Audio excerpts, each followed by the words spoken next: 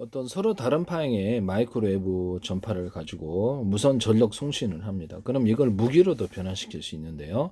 서로 다른 파형의 마이크로웨이브 전파를 이렇게 섞어 썼으면 강한 제가 에너지가 융합열이 생긴다. 그래서 어떤 A사 레이더 같은 데서 이렇게 상대방 레이더를 먹통시키는 전자기 회로를 먹통시키는 기술을 쓰는데 무선 전력 송신에 있어서는 제가 이렇게 어떤 뭐랄까 하나의 전파라 합시다. 그럼 전파에 어떤 길이도 있고 상대방 이렇게 좁잖아요. 전파가 이렇게 수신할 때. 그럼 내가 이제 전파 무선 전력 송신에서도 이게 어떤 전리층이 태양빛을 유도하는 그런 현상이라고 제가 말씀을 드렸죠. 그래서 온 우주에 빛이 가득해야 되는데 이게 별에만 가득한 전리층. 그래서 이거를 무선 전력 송수신이나 어떤 주파수를 잡을 때 레이더 같은 데는 무선 송수신 장치에서 여기다 주파수를 걸어주거나 전력을 걸어주면은 이쪽으로 유도가 된다고 제가 말씀을 드렸었는데요.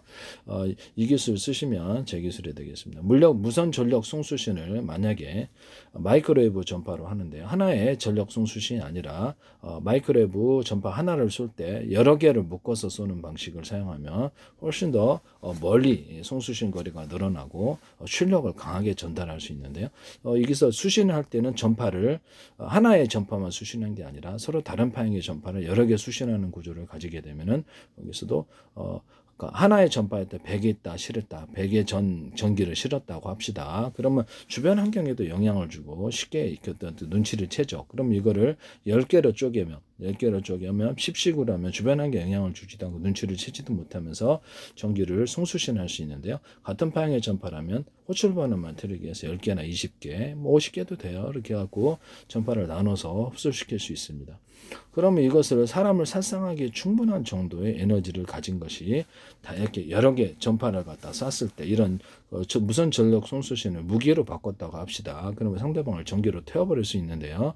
그래서 거기다가 어떤 사람의 이런 마이크로웨이브 전파 말고 라디오파를 갖고도 살상할 수 있어요. 라디오파는 이렇게 어떤 그 범위가 살상거리가 굉장히 늘어난다는 장점이 있는데 이거 갖고 이제 라디오파를 가지고 초장거리, 중거리, 단거리 이런 파를 해가지고 이걸로 이렇게 여러 개를 사용할 수 있게 하자. 그때마다. 그래서 군에서 이게 참 이런 통신책에 적합하겠죠.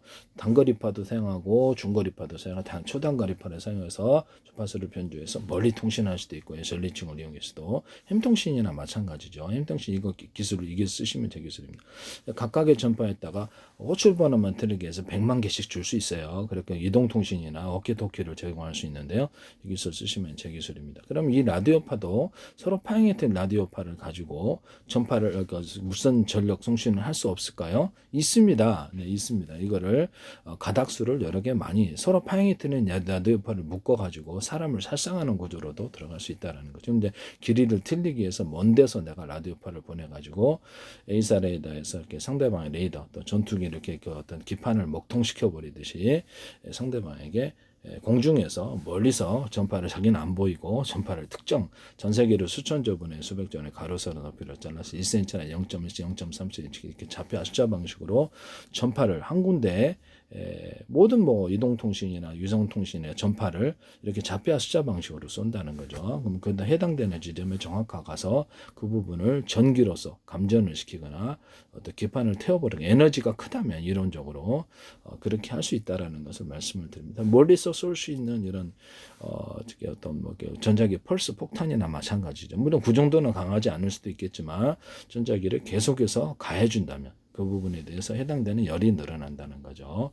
그래서 제가 그 서로 파형이 되는 마이크로웨이브 전파를 여러 개를 묶어놓고 또는 서로 파형이 되는 적외선 전파를 여러 개 묶어서 비행체 앞에서 돌풍을 일으키는 식으로 회전식으로 돌이키면 미사일을 정타 맞지 않고도 압축 공기를 동시에 이렇게 길이를 틀리게 해서 내뿜으면 토네이도 현상이 압축 공기를 내뿜었으니까 토네이도 현상이 일어난다 그랬죠.